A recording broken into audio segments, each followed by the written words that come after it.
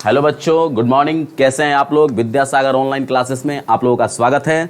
तो पहले जितने बच्चे जुड़े हुए हैं एक बार तो लाइक कर दो, फिर इसके बाद शेयर कर दो और फिर हम लोग क्लास का मजा लेते हैं। और फिर आज हम लोग का विज्ञान का टेस्ट नंबर चल रहा है 8। तो बाकी आप लोग 7 टेस्ट नहीं देखे होंगे इसके पीछे का, तो बाकी टेस्ट भी आप लोग देखिए, वो आपके काम का है, आपके एग्जाम का है, आप ही के लिए है। ठीक है, ये पूरा का पूरा जो भी हम लोग कर रहे हैं ये केवल केवल केवल आप ही के लिए।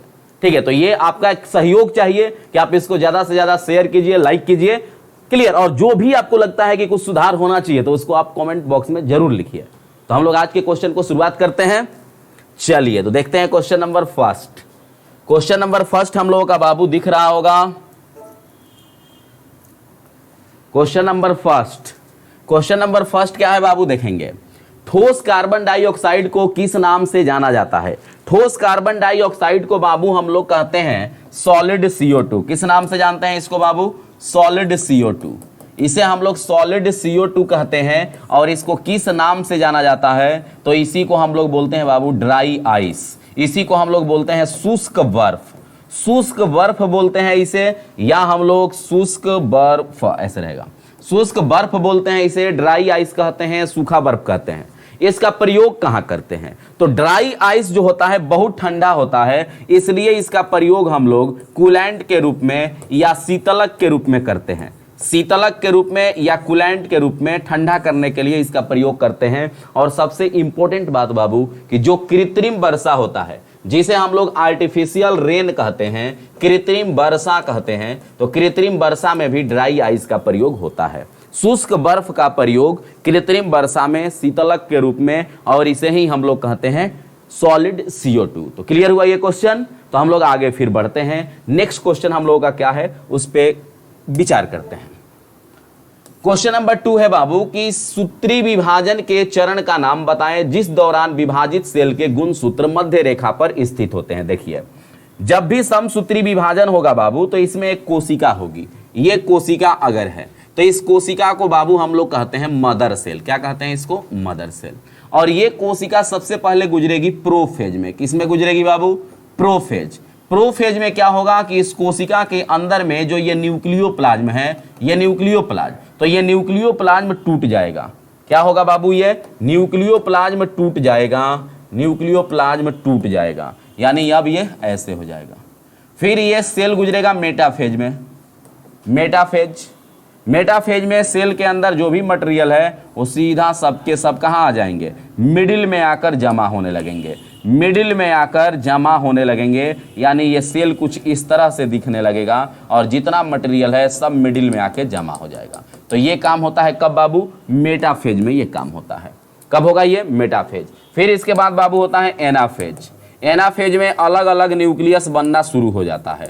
और फिर आता है टेलोफेज में 2 अलग अलग कोशिकाएं बनकर तैयार हो जाती है। यानी प्रोफेज पहली अवस्था है, मेटाफेज दूसरी अवस्था है, और एनाफेज तीसरी अवस्था है, और टेलोफेज चौथी अवस्था होती है।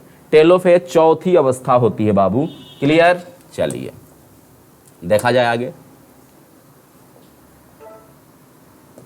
निम्नलिखित में से कौन सा उपकरण रासायनिक ऊर्जा को विद्युत ऊर्जा में बदलता है? निम्नलिखित में से कौन सा उपकरण बताना है जो क्या करता है बाबू? तो रासायनिक ऊर्जा को विद्युत ऊर्जा में बदलता है। तो रासायनिक ऊर्जा को विद्युत सेल में रहता है बाबू रासायनिक ऊर्जा, और ये बदल देता है किसमें? विद्युत में। विद्युत हीटर क्या करता है बाबू? तो विद्युत ऊर्जा को ताप ऊर्जा में बदलता है। क्लियर? चलिए, निम्न में से कौन सी भौतिक राशि शक्ति की कार्य की दर कहलाती है? कार्य की दर, रेट ऑफ डूइंग वर्क, कार्य करने की दर को शक्ति कहते हैं। कार्य करने की दर को शक्ति कहते हैं, जिसका मात्रक जूल प्रति सेकंड होता है। जूल प्रति सेकंड होता है। संवेग के लिए क्या है बाबू? MV। और कार्य क्या है बाबू? तो कार्य ही ऊर्जा है। ठीक है, कार्य करने की क्षमता ऊर्जा है। बल जो है बाबू यह क्या है? न्यूटन इसका मात्रक होता है। F बराबर m में बल के लिए सूत्र होता है। रिक्त स्थानों को भरना है बाबू। क्वेश्चंस क्या है इस पे फोकस करेंगे। क्वेश्चन है बाबू कि 18 वोल्ट रिक्त स्थान में सबसे उपयुक्त क्या होगा? 18 वोल्ट बराबर, तो देखिए V बराबर IR, ये ओम महाशय कह के गए थे, ये बोल रहा है कि 18 है, क्लियर, और फिर बोल रहा है 3 ओम है, यानी ये 3 ओम दिया हुआ है, तो बोल रहा है कि I का मान क्या होगा, तो I का मान मतलब V बाई क्या हो जाएगा R, यानी 18/3, तो कितना हो जाएगा 3 छके 18, तो यानी 6 एम्पियर ना धारा है ना, इसमें क्या भराएगा, धारा भराएगा, तो धारा का मात्रा क्या होता है एम्पियर, तो एम्पियर केवल एक ही में है, हालांकि ये मिली एम्पियर है, एम्पियर किस में है, ए नंबर ऑप्शन में है। तो जब भी ऐसा क्वेश्चंस दिखे बाबू तो तुरंत हम लोग क्या करेंगे, फॉर्मूला पे फोकस करेंगे। जैसा कि ये क्वेश्चन क्या था, 18 वोल्ट इक्वल टू क्या, डॉट डॉट यानी खाली स्थान इनटू 3 ओम, यानी हम लोगों को दिखा कि ये वोल्ट क्या है, भी है, फिर हम लोगों को यहाँ पे खाली स्थान है, और फिर यहाँ पे दे दिया हम लोगों को आर का वैल्यू दे दिया, तो हम लोगों को समझ में आना चाहिए कि V equal to I R से ये क्वेश्चन कर रहा है, तो आई का वैल्यू निकालना था, हम लोगों ने आई इक्वल टू लिखा V बाई आर और 18/3 लिखा, आंसर हम लोगों का 6 आया। क्लियर, कोई डाउट इसमें, बोलना है डाउट रहे तो। चलिए हम लोग आगे बढ़ते हैं। जब एक वस्तु एक समान वृत्तीय वेग उत्पन्न करती है, जब कोई वस्तु, कह रहा है क्वेश्चन कि जब एक वस्तु एक समान वृत्तीय वेग उत्पन्न करती है तो निम्नलिखित में से कौन सा परिवर्तित होता है, निम्नलिखित में से कौन सा परिवर्तित होता है। देखिए वस्तु जो है बाबू घूम रही है सर्कुलर पाथ पर, किस पे घूम रही है बाबू, सर्कुलर पाथ पर, सर्कुलर पाथ पे घूमेगी, तो अगर हम लोग मानते हैं कि वस्तु ए यहाँ है, फिर वस्तु बी यहाँ, ए यहाँ आ गई, फिर यहाँ आ गई, ऐसे ही ये वस्तु चल रही है चल रही है चल रही है एक समान गति से। क्या है बाबू इसका गति, एक समान गति है, यूनिफॉर्म मोशन है, एक समान गति है। अब बोल रहा है क्या इसमें परिवर्तित होगा। अब ये बताओ बाबू, मास तो हमने पहले ही बताया है कि मास जो है ये कांस्टेंट है, पूरी दुनिया में कहीं भी रहे, चाहे पृथ्वी पर रहे, मंगल पर रहे, शनि पे रहे, चंद्रमा पे रहे, कहीं भी रहे, हम लोगों का मास चेंज होने वाला नहीं है, तो मास चेंज नहीं होगा। क्लियर। गति जो है, गति को लिए डायरेक्शन की कोई जरूरत नहीं होती, तो ये भी नहीं चेंज होगा। संवेग में भी अगर हम लोग देखें तो संवेग में क्या है, मास है, और फिर अगर हम लोग डायरेक्शन की बात करें तो अगर वस्तु यहाँ है तो इसका देखो डायरेक्शन यहाँ है, वस्तु यहाँ आई तो यहाँ, यहाँ आई तो यहाँ, अगर यहाँ आएगी तो यहाँ, डायरेक्शन क्या है, बार बार चेंज होते जाएगा, बार बार चेंज होते जाएगा। तो एक समान गति में जो परिवर्तित होता है वह कौन सा है, डायरेक्शन है, दिशा है। क्लियर। चलिए आगे बढ़ते हैं हम लोग। क्वेश्चन है हम लोगों का 7 नंबर बाबू कि किसी तरल की समान मात्रा के लिए, किसी तरल की समान मात्रा के लिए निम्नलिखित में से किस प्रक्रिया की गति सबसे धीमी होगी। तो अगर हम लोग बॉइलिंग पॉइंट की बात करें बाबू, तो बॉइलिंग पॉइंट ये धीमे वाला प्रोसेस नहीं है, ठीक है। हिमांक बिंदु जो है ये धीरे वाला प्रोसेस है, क्योंकि ये धीरे धीरे धीरे धीरे ठंडा होगा तब फ्रीज होगा, धीरे धीरे ठंडा होगा तब जाकर के फ्रीज होगा।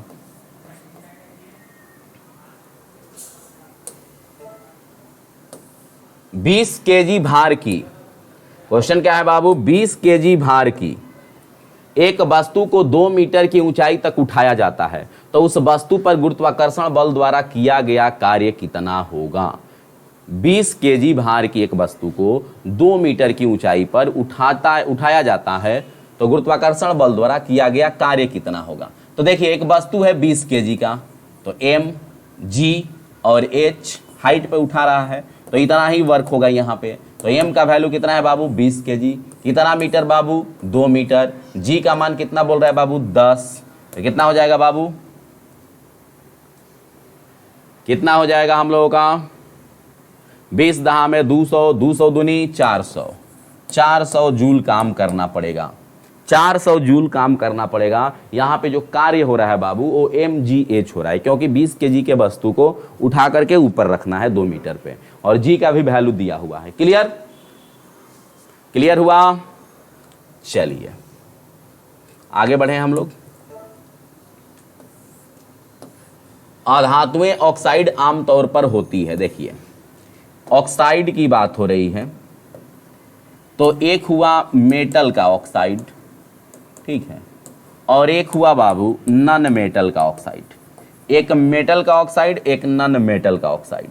तो नॉन मेटल के जो ऑक्साइड होते हैं बाबू ये एसिडिक नेचर के होते हैं, मेटल के ऑक्साइड जो होते हैं बाबू बेसिक नेचर के होते हैं। लेकिन मेटल वाला में एक्सेप्शन है, अपवाद है, एल्युमिनियम और जस्ता। एल्युमिनियम और जस्ता दो ऐसे मेटल हैं जिनके यौगिक जो होते हैं वो उभयधर्मी होते हैं। तो यहाँ पे आंसर क्या देना है, ये अधातुएं ऑक्साइड आमतौर पर होती है। तो अधातु की ऑक्साइड कैसी है बाबू, एसिडिक है। मेटल की ऑक्साइड कैसी है, नॉर्मली उदासीन है। एक्सेप्शन की बात करें तो मेटल के ऑक्साइड कैसे हैं बाबू, बेसिक है, क्षारीय है। और अगर एक्सेप्शन की बात करें तो मेटल के ऑक्साइड उभयधर्मी भी होते हैं। उभयधर्मी कहने का मतलब क्या हुआ, उभयधर्मी कहने का मतलब क्या हुआ, तो वैसा ऑक्साइड जिसमें एसिड और बेस दोनों के कैरेक्टर शो हो रहे हो, जिनमें अम्ल का भी गुण होगा, क्षारक का भी गुण होगा, तो उसको हम लोग बोलते हैं बाबू उभयधर्मी। क्या बोलते हैं, उसके लिए वर्ड है हमारे पास उभयधर्मी। अब देखिए क्वेश्चन है हम लोगों का बाबू कि 4 किलोग्राम भार की एक वस्तु क्षैतिज दिशा में 5 मीटर प्रति सेकंड की गति से बढ़ रही है, तो इसकी गति 10 मीटर प्रति सेकंड तक बढ़ाने के लिए इस पर कितना कार्य करना होगा। देखिए m का वैल्यू कितना दिया है बाबू, 4 kg। क्लियर, बोल रहा है कि 5 मीटर प्रति सेकंड की गति कर रही है, v1 बराबर 5 मीटर प्रति सेकंड। तो बोल रहा है कि इसकी गति 10 मीटर करना है, v2 कितना कर देना है, 10 मीटर पर सेकंड। तो बोल रहा है कि कितना इस पे कार्य करना होगा। तो इसके लिए कितना कार्य करते हैं ये पहले जानना होगा। तो इसके लिए जो कार्य हो रहा है बाबू, ये कार्य जो है हाफ mv² हो रहा है। हाफ mv² कार्य होगा इसके लिए कि नहीं होगा, बोलो होगा कि नहीं होगा। तो एक बार अगर हम लोग करें कि एक बार mvr निकाल ले और एक mvr, और दोनों को घटा दें, यानी एक बार हाफ m v2 का whole square minus half m v1 का होल स्क्वायर। अब देखिए हाफ m का वैल्यू कितना है बाबू, 4, अब v का वैल्यू कितना है बाबू, v2 वाला में तो 10 है ना, तो 10 का स्क्वायर 100 माइनस हाफ m का मान 4 और v1 का मान कितना है बाबू 5, तो 5 का स्क्वायर बाबू 25। ये टर्म पूरा कैंसिल होगा, ये टर्म पूरा कैंसिल होगा। 100 माइनस 25 बराबर 75 जूल कार्य करेगा तो नहीं होगा, 75 जूल कार्य करेगा तो हो जाएगा कि नहीं बाबू, हो जाएगा। क्लियर हुआ, डाउट में पूछते चलेंगे बाबू। चलिए 11 नंबर क्वेश्चन देखेंगे बाबू, रिक्त स्थान में सबसे उपयुक्त विकल्प क्या भरें। ध्वनि कह रहा है हम लोग का कि ध्वनि का तारत्व पिच किस पर निर्भर करता है, तो तारत्व जो है आवृत्ति पर निर्भर करता है। किस पर निर्भर करता है बाबू, तो तारत्व जो है आवृत्ति पर निर्भर करता है। पिच जो होता है बाबू, जिस किसी के साउंड का पिच कम होगा उसका आवाज मोटा होगा, आवाज मोटा होगा, और जिसका पिच अधिक होगा बाबू उसका आवाज पतला होगा। तो एग्जाम में क्वेश्चंस पूछता है हम लोगों से कि कोयल के आवाज के पतला होने का कारण क्या है, तो क्योंकि कोयल के साउंड का पिच क्या है, मैक्सिमम होता है। बच्चों और स्त्रियों के आवाज पतला होने का कारण क्या है, क्योंकि बच्चों और स्त्रियों की जो आवाज होती है उसका पिच क्या होता है, मैक्सिमम होता है। पुरुषों के आवाज के मोटा होने का कारण क्या है, शेर के दहाड़ के मोटा होने का कारण क्या है, तो क्योंकि इनका पिच कम होता है, यह ध्यान रखना होगा। क्लियर,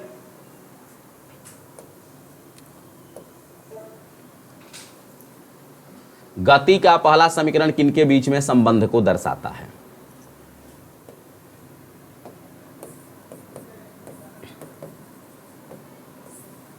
v बराबर u प्लस AT, तो किसके बीच में है बाबू,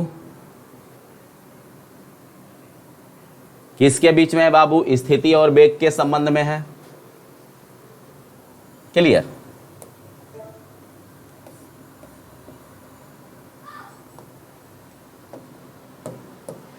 H2O2 प्लस Cl2 2HCl, तो देखो H2O2 से क्या हो रहा है बाबू, H भाग रहा है, तो ऐसे पदार्थ को क्या बोलेंगे बाबू, ऑक्सीडाइजिंग लेवल के रिड्यूसिंग एजेंट, अपचायक।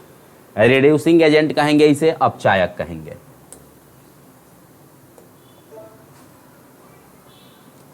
निम्नलिखित में से कौन सा एक तत्व बॉर्डर लाइन पर नहीं है। पीरियोडिक टेबल में बाबू एक बॉर्डर लाइन होता है, पीरियोडिक टेबल में एक बॉर्डर लाइन होता है, और ये बॉर्डर लाइन के इस साइड में मेटल रहते हैं, मेटल रहते हैं, और इस साइड में बाबू नन मेटल रहते हैं। क्या रहते हैं, नन मेटल, ठीक है। और जो इस पे रहता है ये रहता है उपधातु, इसमें बोरोन है, सिलिकॉन है, जर्मेनियम है, आर्सेनिक है, एंटीमनी है, टेल्यूरियम है, पोलोनियम है।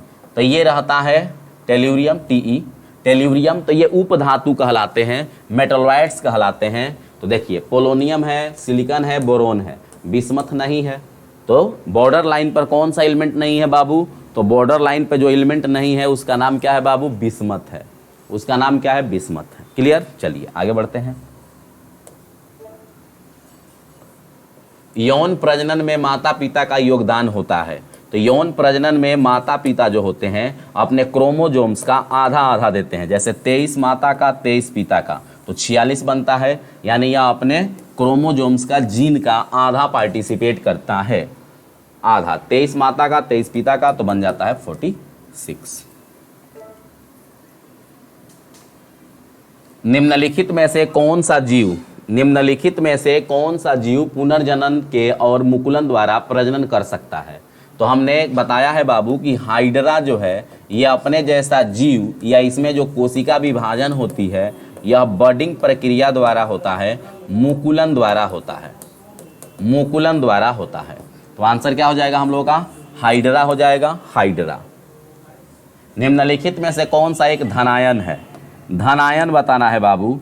तो धनायन के लिए देखिए हाइड्रोक्साइड OH रहता है minus, carbonate CO3 minus, nitrate NO3 minus, ammonium NH4 plus. तो कौन धनायन होगा बाबू? कौन धनायन होगा? दिख रहा होगा आप लोगों को कौन सा धनायन होगा? आया समझ में बात? हाइड्रोक्साइड आयन जो है OH निगेटिव होता है, NO3 निगेटिव होता है, कार्बोनेट निगेटिव होता है, अमोनियम आयन NH4 प्लस होता है, NH4 प्लस होगा। क्लियर?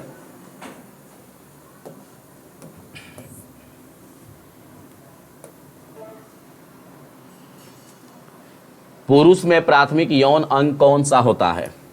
तो पुरुष में प्राथमिक जो यौन है, सेक्स से रिलेटेड ऑर्गन है, ये वृषण होता है, टेस्टिस होता है। टेस्टिस होता है जो मेल में 2 होता है। संख्या कितनी है इसकी बाबू? 2 है। संख्या कितनी है इसकी? 2 है। टेस्टिस की संख्या मेल में, पुरुष में कितनी है बाबू? 2 है।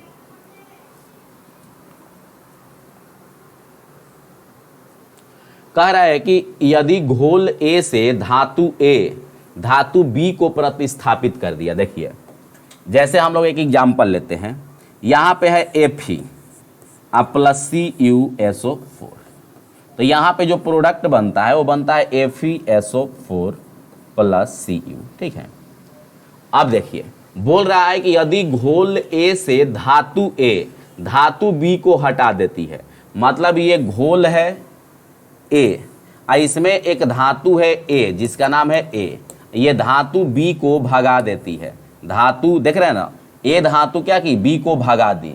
ऐसा क्यों हुआ? तो ये इसलिए होता है क्योंकि लोहा जो है कॉपर से क्या है? ज़्यादा रिएक्टिव है, यानी B की तुलना में अधिक प्रतिक्रियाशील है। यानी A धातु जो B को भगाया है, यानी वो B से क्या होगा? ज़्यादा रिएक्टिव होगा। तो ज़्यादा रिएक्टिव होगा तो कम रिएक्टिव को डिस्प्लेसमेंट रिएक्शन में, प्रतिस्थापन अभिक्रिया में उसको रिप्लेस कर देता है और उसका स्थान ग्रहण कर लेता है। क्लियर? चलिए, संक्रमण तत्व क्या होते हैं? इसके लिए थोड़ा सा पीरियोडिक टेबल का हम लोगों को ज्ञान होना चाहिए बाबू। नहीं है तो हम लोग सीखेंगे। पीरियोडिक टेबल में देखे होंगे आप लोग कि ग्रुप 1 और 2 को बाबू हम लोग कहते हैं क्या? इसके लिए एक वर्ड है हम लोगों का कि ग्रुप 1 और 2 को बोलते हैं एस ब्लॉक एलिमेंट। क्या बोलते हैं? S block element. ठीक है। और जो हम लोगों का होता है 13 से लेकर 18 तक जो ग्रुप होता है उसको हम लोग बोलते हैं पी ब्लॉक एलिमेंट। क्या बोलते हैं बाबू? P block element. 3 से जो 12 का ग्रुप होता है बाबू, इसको हम लोग बोलते हैं डी ब्लॉक एलिमेंट।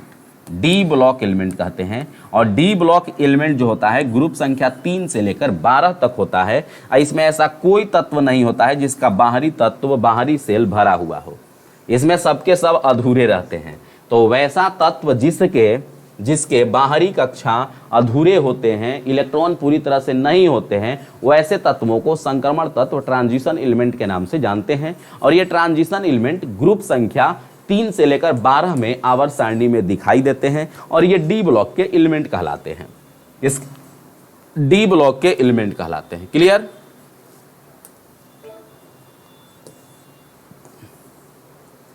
जब मैग्नीशियम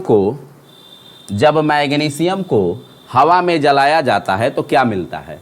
तो मैग्नीशियम है बाबू Mg, ऑक्सीजन में जलाएंगे तो यहाँ पे क्या बनेगा बाबू, 2MgO, यानी 2 मैग्नीशियम पार्टिसिपेट करेगा, तो ये मैग्नीशियम ऑक्साइड बनाता है, मैग्नीशियम ऑक्साइड बनाता है। क्या बनाता है बाबू, मैग्नीशियम ऑक्साइड। ध्यान रखेंगे कि मैग्नीशियम धातु जो है क्लोरोफिल में पाई जाती है, तो क्लोरोफिल का फॉर्मूला क्या होता है बाबू, C55H72O5N4Mg is called chlorophyll. Chlorophyll में देख रहे हैं मैग्नीशियम धातु है, तो ऐसी कौन सी धातु है जो प्रकाश संश्लेषण में सहायता करती है, मैग्नीशियम। ऐसा कौन सा मटेरियल है जो नाइट्रोजन गैस में जलता है, तो मैग्नीशियम धातु जो है नाइट्रोजन गैस में भी जलती है, मैग्नीशियम धातु नाइट्रोजन गैस में भी जलती है। क्लियर। चलिए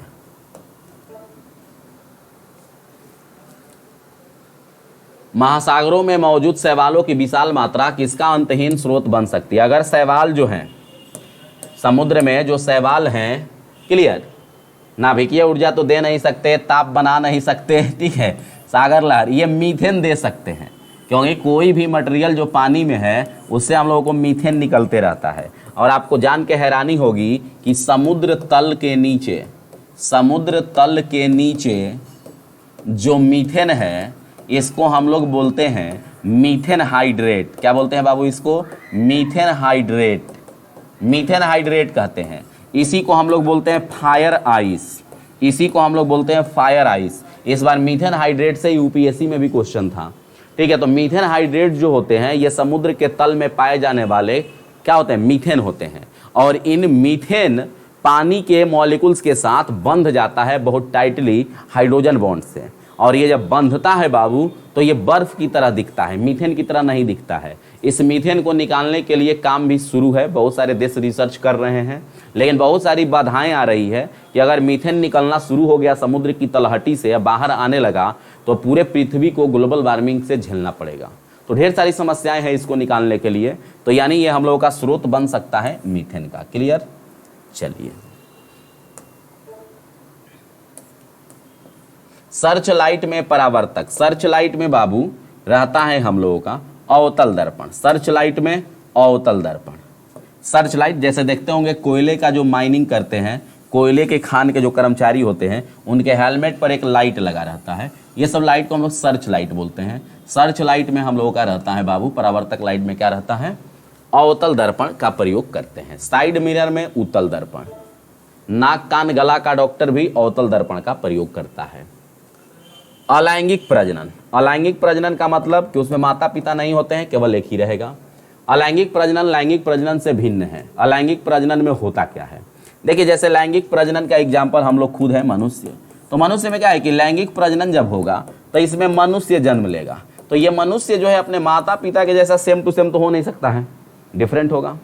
लेकिन इसमें क्या है कि अलैंगिक में जैसे हाइड्रा है, तो हाइड्रा में क्या है, अलैंगिक प्रजनन है, तो हाइड्रा जो होगा इसमें जो जीव निकलेगा ना वो सेम हाइड्रा की ही तरह होगा, उसमें कोई डिफरेंट नहीं होगा। तो अलैंगिक प्रजनन में सेम प्रकार के जीव निकलते हैं, जैसा माता पिता है सेम, ठीक है। तो उसमें माता पिता तो अकेले ही रहता है, ठीक है।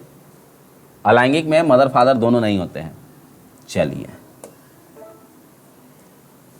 क्वेश्चन देखते हैं हम लोग। रैनवियर के नोड्स सूक्ष्म रिक्त स्थान होते हैं। रैनवियर के नोड्स समझना पड़ेगा बाबू। जैसे आप लोग देखे होंगे एक कोशिका सेल जिसे हम लोग बोलते हैं न्यूरॉन, क्या बोलते हैं बाबू, न्यूरॉन, जिसे हम लोग बोलते हैं बाबू तंत्रिका कोशिका, तंत्रिका कोशिका के नाम से जानते हैं। तो इसमें देखते होंगे कि तंत्रिका कोशिका कुछ इस तरह से रहती है, नहीं इस तरह से रहती है, पीछे जाकर के ये फिर ज्वाइंट हो जाता है, ये कहलाती है हम लोग की तंत्रिका कोशिका। तो इसमें देखे होंगे कि यहां पे इस तरह से रहता है, इस तरह से स्ट्रक्चर रहता है, ठीक है। तो ये जो है जो कह रहा है रैनवियर का नोड्स, तो ये जो बीच का पार्ट है ना इसी को बोलते हैं रैनवियर का नोड्स, ठीक है। तो ये मायोलिनीकृत एक्सोन का पार्ट होता है।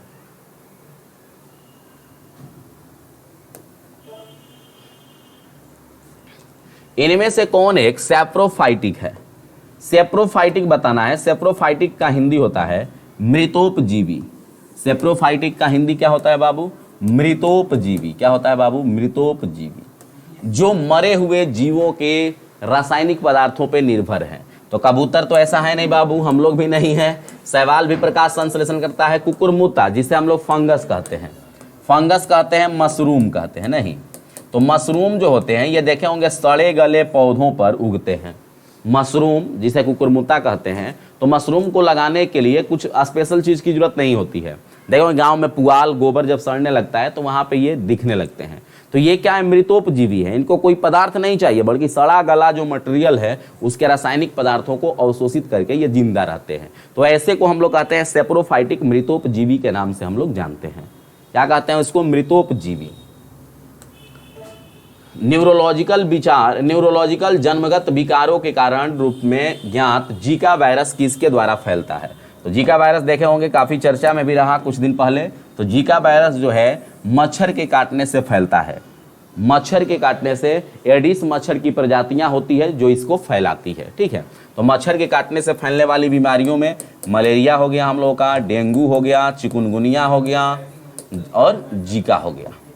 यह ध्यान रखेंगे, इतनी बीमारियां जो है मच्छर के काटने से फैलती हैं। इसी में है जापानी इंसेफेलाइटिस भी इनसे फैलता है, जापानी इंसेफेलाइटिस। मानव मस्तिष्क का कौन सा हिस्सा विचारों का संग्रह करता है? देखिए, तो मानव मस्तिष्क 3 भागों में बटा हुआ है ना बाबू। एक को बोलते हैं हम लोग अग्र मस्तिष्क, और एक को बोलते हैं हम लोग मध्य मस्तिष्क, और एक को हम लोग बोलते हैं बाबू पश्च मस्तिष्क। तो अग्र मस्तिष्क में ही रहता है विचार, खाना पीना, सोचना, उठना, बैठना, रोना, गाना, लालच, ममता, प्यार, सब यहीं पे है। मध्य में क्या होता है, देखना और सुनना कंट्रोल होता है, देखना और सुनना कंट्रोल होता है। पश्च मस्तिष्क में जो है हमारे शरीर का बैलेंस और शरीर की जो अनैच्छिक क्रियाएं हैं ये मेंटेन होती है। तो जैसे इसमें अग्र मस्तिष्क हो गया जिसमें सेरिबेलम होता है, इसी में पूरा हम लोग का सोचना समझना सब इसी में रहता है। सेरिबेलम हम लोग के दिमाग के पीछे स्थित होता है, सबसे लास्ट में पश्च ब्रेन ये है, यहाँ पे रहता है। तो सेरिबेलम जो है हम लोगों के शरीर में बैलेंस को, जैसे अल्कोहल पीने से ये प्रभावित हो जाता है, अल्कोहल पीने से यही प्रभावित होता है। पक्षियों के अध्ययन को क्या कहते हैं? पक्षियों के अध्ययन को क्या कहा जाता है? ठीक है, तो एंटीमोफिली में तो एंटीमोलॉजी में हम लोग कीटों का अध्ययन करेंगे, ऑर्निथोलॉजी में पक्षी का, हर्पेटोलॉजी में सरीसृप का। विटामिन ए की कमी से कौन सी बीमारी होती है? तो विटामिन ए की कमी से बाबू जो बीमारी होती है वो रतौंधी होती है और जेरोफ्थैल्मिया होती है, जेरोफ्थैल्मिया। बेरी विटामिन B1 की कमी से होने वाली बीमारी है। टीबी जो है बैक्टीरिया से होने वाली बीमारी है। एनीमिया जो है आयरन की कमी से होने वाली बीमारी है। तो इस तरह से हम लोगों ने साइंस का टेस्ट नंबर 8 को बाबू कंप्लीट किया, और फिर हम लोग नेक्स्ट क्लास में साइंस का टेस्ट नंबर 9 लाएंगे जो आपके लिए काफ़ी यूजफुल होगा। ठीक है, तो आप लोग बने रहिए और अपने दोस्तों को शेयर कीजिए, और आप लोग लाइक करना ना भूलिए। बाकी हम लोग आपके लिए अवेलेबल हैं। चलिए, तो हम लोग मिलते हैं फिर अगले क्लास में। तब तक के लिए बच्चों धन्यवाद, अपना ख्याल रखिए।